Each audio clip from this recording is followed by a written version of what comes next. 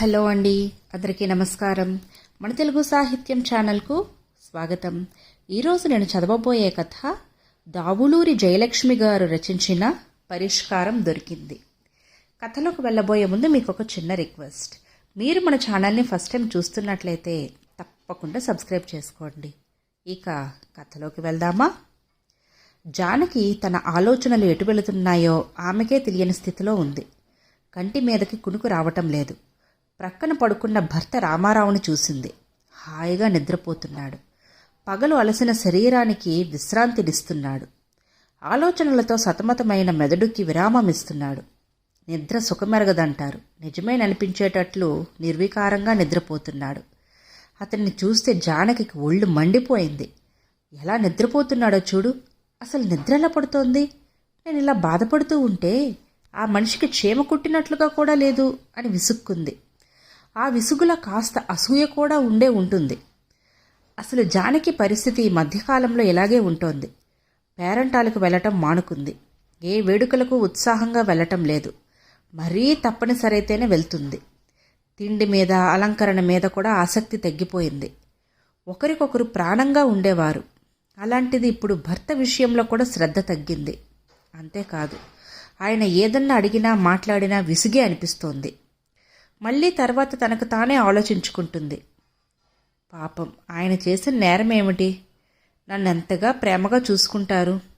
ఏనాడైనా విసుక్కున్న ఎరిగారా? మరెందుకు నాకు ఇలా తరచూ కోపం వస్తోంది? జానకి కళ్ళ ముందు తన మరదలు మానస కనపడింది. ఆవిడ ఒడిలో పసివాడు. బాలింతరాలుగా చెవులలో దూది, తలకు గాలి తగలకుండా మఫ్లర్, నడికట్టుతో ఎంతో దర్పంగా ఉంది.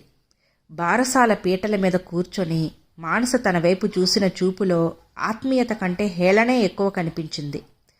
బాబుని తను ఎత్తుకోబోతుంటే, ఉండండి వదిన, మీకు అలవాటు లేదుగా, ఇదిగో ఇలా ఎత్తుకోండి అంటూ తన చేతుల్లో పెట్టింది. అప్పుడు తన ముఖం తనకే వికారంగా కనిపించింది. బారసాలకు వెళ్లాలన్న ఆనందం కన్నా మరదల మాటలు ఏమిటో గుచ్చుకున్నట్లుగా ఉన్నాయి. నిజమే, తనకు అలవాటు లేదు. మరి మానసకు ఇది తొలికాన్పే కదా, ఆమెకు అలవాటుందా? అయినా తను చిన్నప్పటి నుంచి పసిపిల్లలను ఎత్తుకుని మోసేదేని ఆమెకేం తెలుసు? అందుకే దేవుడు ఇలా చేశాడు. పెళ్ళై 6 ఏళ్లయింది. ఇంతవరకు పిల్లలు లేరు. దానికి తనేం చేస్తుంది? అది తన తప్ప? పెళ్ళైన ఏడాదికే మానసకు కొడుకు పుట్టాడు. అది ఆమె అదృష్టం. అంత మాత్రం చేత ఇతరులను నొప్పించాలా? దానివలన వారు కొరిగేదేమిటి? సుగుణ పెళ్లిలోనే అంతే. ఎవరో ఆమె, తనకు ముక్కు మొహం కూడా తెలియదు. అయితేనే పలకరించి మరీ అడిగింది పిల్లలెంతమంది అని. తన జవాబు విని, అయ్యో అలాగా, డాక్టర్కి చూపించుకోలేకపోయావా అని ఓ సలహా కూడా పారేసింది. అంతటితో ఆగినా బాగుండు. అప్పుడే పక్క ఆమెతో చెబుతోంది, పాపం పిల్లలు లేరంట. ఈ పాపమేమిటో తనకు అర్థం కాలా. ఒళ్ళు మండిపోయింది. ఎక్కడికి వెళ్ళినా ముందు ఇదే ప్రశ్న ఎదురవుతోంది. అందుకే తనెక్కడికి వెళ్ళటం కూడా మానుకుంది. తనలో ఆరాటం ఎక్కువైన తరువాత డాక్టర్కి చూపించుకున్నారు. పరీక్షలు చేశారు.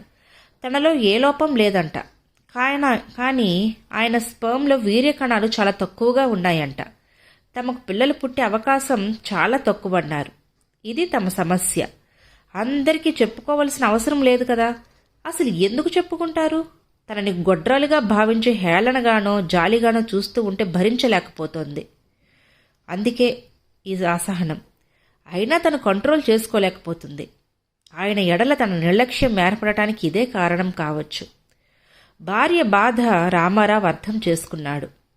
అందుకే పదే పదే ఎటైనా తీసుకువెళ్లాలని ప్రయత్నిస్తున్నాడు. కానీ దేనికి జానకి సుముఖత చూపటం లేదు. పైగా అదొక్కటే తక్కువైంది మనకు అంటుంది. ఆ మాట అతనిలో ముళ్ళులా గుచ్చుకుంటుంది. కానీ అతనేం చెయ్యలేకపోతున్నాడు. పైగా తన అసమర్థత వల్ల భార్యలో అసంతృప్తి కలిగిందేమోనన్న బాధ అతనిలోనే రగులుతోంది. రామారావుతో ఘర్షణ మొదలయ్యింది. దాంపత్యానికి పిల్లలే ముఖ్యమా? పిల్లలు కలక్కపోతే వాళ్ళెందుకు పనికిరాని వాళ్ళేనా? జీవితాన్ని అనుభవించలేరా? ఒకరికొకరు తోడు నీడలా ఉండి ఆనందాన్ని అందుకోలేరా? జానకి ఇలా ఎందుకు ఆలోచించలేకపోతుంది? పెళ్లినాటి నుంచి తాము ఎంతో ఆనందంగా గడిపారు. పొరపచ్చాలు లేకుండా సంసారం సాఫీగా గడిచింది. ఒకరంటే మరొకరికి ప్రేమ, అభిమానం ఉన్నాయి. మరెందుకు ఈ ఒక్క కారణంతో జానకి ఇలా మారిపోతుంది? తను మగవాడిని కాబట్టి ప్రవర్తిస్తోంది. తను చదువుకుంది, చెయ్యాలంటే ఏదో ఒక ఉద్యోగం చేసుకోవచ్చు, కాదనుకుంటే ఏ సోషల్ వర్క్ అయినా చేయవచ్చు. తనకు ఏదైనా ఓ వ్యాపకం ఉంటే ఇలా ఆలోచిస్తూ కూర్చోదేమోననిపిస్తుంది. కానీ వాటికి వీటికి జానకి సుముఖంగా లేదు. ఒకరోజు జానకిని పిలిచి కూర్చో అన్నాడు. జానకి ఏమిటి అన్నట్లు అసహనంగా కూర్చుంది. చూడు జానకి, నేను చెప్పేది జాగ్రత్తగా విని ఆలోచించు. నీ మనసులో బాధ నేను అర్థం చేసుకోగలను, కానీ అది నా చేతుల్లో లేని పని. అయినా నీ తప్పు కాదు. అన్వేషించిన మార్గాలే నీకు చెబుతాను. నీకు ఏది బాగా అనిపిస్తే అది చెయ్యి. నీకిష్టమైన మార్గం నాకు మనస్ఫూర్తిగా ఇష్టమే. ఏమంటావు అన్నాడు. అసలు సంగతి ఏంటో చెప్పండి, ఈ ఉపోద్ఘాతం ఎందుకు అంది విసుగ్గా. అదే, ఆ విసుగే లేకుండా స్థిమితంగా వినాలనే ఇదంతా చెప్పింది అన్నాడు. చెప్పండి అంది శాంతంగా. జానకిలోని మార్పు రామారావుకి తృప్తినిచ్చింది. మొన్న డాక్టర్ గారిని కలిశాను. రామారావు కాస్త ఆగాడు. జానకి ఓసారి అతని వంక చూసి తలదించుకుంది. నీ బాధ చూడలేకపోతున్నాను జానకి, అందుకే ఆయన ఏమన్నా పరిష్కార మార్గం చూపిస్తారేమోనని వెళ్ళాను. ఇప్పుడు ఏవో చాలా పద్ధతులు వచ్చాయి కదా, అవి మనకేవైనా ఉపయోగపడతాయేమోనని ఆలోచన. ఆమె ఆసక్తిగా తలెత్తి చూసింది. రిపోర్ట్లన్నీ పరిశీలించారు. సెమన్ లిస్ట్లో వీర్యకణాలు అదే అసలు లేనట్లనని వచ్చానని రిపోర్ట్ సంగతి నీకు తెలుసు కదా.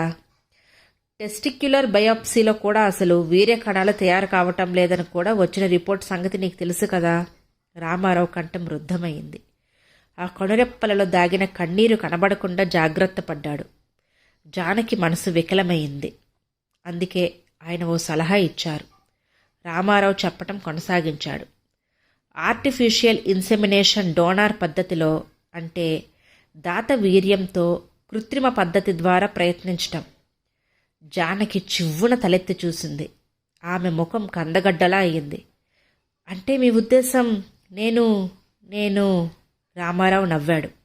ఆ నవ్వులో జీవముందో లేదో కానీ కల్మషం మాత్రం లేదు. ఆగు జానకి, నన్ను చెప్పని. నువ్వెందుకు అలా ఆలోచిస్తున్నావు? అసలు దాత ఎవరో కూడా మనకు తెలియదు. నువ్వు తల్లి అవుతావు, మనకి బిడ్డ కలుగుతుంది. జానకి పెదవులు ఎదురుతున్నాయి. భర్త ఆలోచనకు విస్తుపోతోంది. ఇలాంటి మగాళ్ళు కూడా ఉంటారా అన్నట్లు చూస్తోంది. అయితే ఖర్చు కాస్త ఎక్కువే అనుకో. అయితేనే నువ్వు తల్లి అవుతావు. నీ కళ్ళల్లో ఆనందం కంటే కావలసిందేమిటి? అయితే ఒక్కసారి ప్రయత్నంలోనే సఫలీకృతం కాకపోవచ్చంట.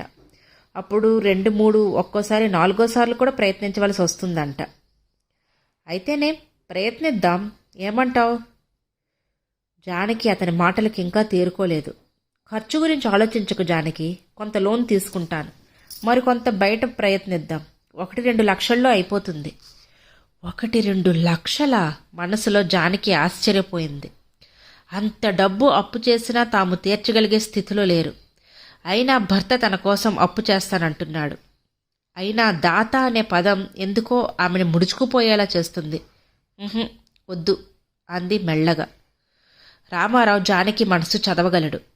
ఆమె మనోభావం అతనికి అర్థమైంది. పోనీ మరో పద్ధతి కూడా ఉందంట, కానీ అది 100% ఫలితాన్నిస్తుంది. అయినా ప్రయత్నం చేద్దామంటే చేద్దాం ఆగాడు రామారావు. అదేంటది అంది జానకి. సూటిగా వృషణాల నుండి బయాప్సీ తీస్తే 1-2 పనికి వచ్చే వీర్యకణాలు దొరికితే దొరకవచ్చంట. వాటితో ప్రయత్నించవచ్చన్నారు అన్నాడు నెమ్మదిగా. జానకి ముఖం చిన్నబోయింది. అంటే ఇంకా పరీక్షలు చేసి నువ్వు పిల్లలు పుట్టడానికి ఏమాత్రం పనికిరాని చవటవని ముఖాన చెప్పించడానికే ఈ పరీక్షలు? అది ఆయన భరించగలడా? అసలు తను భరించగలదా? వింటుంటేనే ఎలాగో ఉంది. ఈ ప్రయత్నం కూడా విఫలమైతే ఆయన పరిస్థితి ఏమిటి? ఇంకా ఆలోచించలేకపోయింది. వద్దు, ఇంకా ఆ పరీక్షలొద్దు అంది. రామారావుకి ఏం చెయ్యాలో తోచలేదు. అయినా తను చెప్పదలుచుకున్నది చెప్పాలి. జానకి కోరుకునే మాతృత్వం ఆమె పొందాలి. అది తనకు తృప్తి. పోనీ ఓ పని చేద్దాం జానకి అన్నాడు. ఏమిటన్నట్లు చూసింది. నువ్వు కోపం తెచ్చుకోకు, బాధపడకు, కాస్త ఆలోచించు. నా నిర్ణయం నీకు సరైనదే అనిపిస్తుంది అన్నాడు. చెప్పండి అన్నట్లు చూసింది. మనం విడాకులు తీసుకుందామన్నాడు. తెల్లబోయింది జానకి. కలిసున్నన్నాళ్ళు సుఖంగానూ అన్యోన్యంగానే ఉన్నాం. కానీ జీవితాంతం మాతృత్వం పొందలేదనే బాధతో నువ్వు గడపడం నాకు ఇష్టం లేదు. ప్రతి స్త్రీ మాతృత్వం కోరుకుంటుంది, అది సహజం. అంతేకాదు, ప్రతి పురుషుడు తండ్రి కావాలని కోరుకుంటాడు.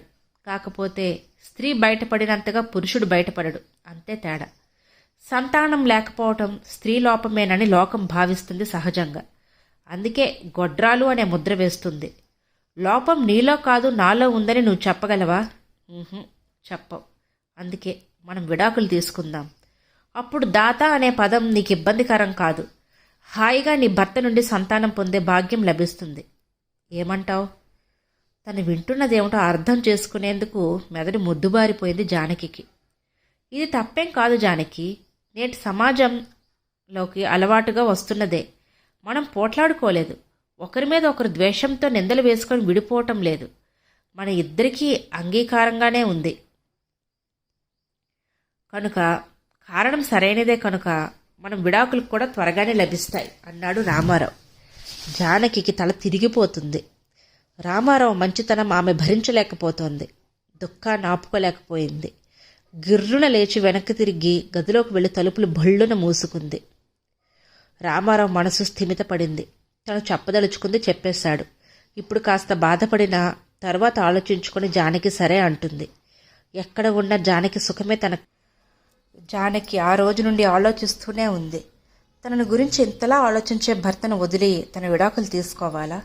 అసలు ఇంతవరకు తన ఆలోచనలో భర్త ఎడల కలిగిన నిర్లక్ష్యమే ఒక నేరం అనుకుంటే, విడాకులు తీసుకోవటం ఎంత క్షమించరాని నేరం. అసలు ఆ ఆలోచనే తన మనసులోకి రాలేదు. తను తట్టుకోగలదా? ఆయనను విడిచి తను ఉండగలదా? చికాకుతోనో అసంతృప్తితోనో లోకుల మాటలతోనో ఏదో కాస్త నిర్లక్ష్యంగా ప్రవర్తించిందే కానీ ఆయన మీద తనకు ప్రేమ లేదా? తన నిర్లక్ష్యానికి ఇంత పెద్ద శిక్ష ఈ ఆలోచన భరించలేకపోతుంది. జానకికి భర్త మీద ఇప్పుడు నిర్లక్ష్య భావం లేదు, కానీ అతనికి చేరువ కాలేకపోతుంది. ఏదో సంకోచం, ఏదో అపరాధ భావం వెన్నంటి లాగుతున్నాయి. అయినా ఆమె ఎన్ని పనులలో ఉన్నా ఆ ఆలోచన మాత్రం వెన్నాడుతూనే ఉంది. ఇప్పుడు జానకి దినచర్యలో మరో కార్యక్రమం చోటు చేసుకుంది. వీలున్నప్పుడల్లా దగ్గరలో ఉన్న భవానీ శంకరస్వామి ఆలయానికి వెళ్ళి వస్తోంది. అక్కడ ఆమెకి ఏదో ప్రశాంతత లభిస్తోంది. లలితా సహస్రనామ స్తోత్రం పఠిస్తూ అమ్మ సన్నిధిలో ఏకాగ్రతతో ఉన్న జానకికి సమయం తెలియలేదు. అమ్మా, గుడి మూసే వేళయింది అన్నారు అర్చకులు. తలెత్తి చూసింది. సమయం 8:30. చాలా టైం అయిందే అనుకుంది. అయినా అమ్మ సన్నిధి నుండి కదలబుద్ధి కావటం లేదు. కదలక తప్పదు కనుక మెల్లగా లేచి అమ్మను తనివితీరా మరోమారు చూసుకుని వెనుదిరిగింది. ఏదో అద్భుతమైన అనుభూతి. మెట్లు దిగి 4 అడుగులు వేసింది. ఎక్కడో సన్నగా ఏడుపు వినిపించింది. నడక ఆపి మళ్ళీ వింది. నిజమే, ఏడుపే. మళ్ళీ వింది. ఏడుపు వినిపించిన వైపు గబగబా 4 అడుగులు వేసింది. అమ్మ గర్భగుడి ఉన్నవైపు ప్రాంగణం గోడకి దగ్గరలో గుడ్డల మూట ఉంది. అక్కడ నుంచే సన్నగా ఏడుపు. గబగబా గుడ్డలు విప్పింది. పసిబిడ్డ అమాంతం ఎత్తుకొని గుండెలు కదుముకుంది. ఆమెలోని మాతృత్వం పొంగింది. గుడికి వెళ్ళేటప్పుడు ఇక్కడ ఈ బిడ్డ లేదు. ఇప్పుడు ఎవరో పాపం ఈ బిడ్డనిలా కాదు, నా కోసమే ఈ బిడ్డ పుట్టింది. బిడ్డలేని తల్లికి తల్లి లేని బిడ్డ. అమ్మ ఇచ్చిన బిడ్డ, అమ్మే ఇచ్చిన బిడ్డ. బిడ్డను అక్కున చేర్చుకొని గబగబా అడుగులేసుకుంటూ ఇంటిదారి పట్టింది. తలుపు తీసిన రామారావు బిడ్డతో జానకిని చూస్తూనే ఆశ్చర్యపోయాడు. అతన్ని చూస్తూనే ఆనందంతో, మన బిడ్డ అండి, మన బిడ్డ అంది. ఆప్యాయంగా అపురూపంగా ఆ బిడ్డను అందుకున్నాడు రామారావు. జానకి విజేతగా తలెత్తి భర్త ముఖంలోకి చూసింది. అనురాగంతో భార్యను అక్కున చేర్చుకున్నాడు రామారావు. ఇదండి కథ. ఈ కథ కనుక మీకు నచ్చినట్లయితే లైక్ చేయండి, షేర్ చేయండి. అలాగే మరిన్ని ఇంట్రెస్టింగ్ కథల కోసం మన ఛానల్ను తప్పకుండా సబ్స్క్రైబ్ చేసుకోండి. Thank you.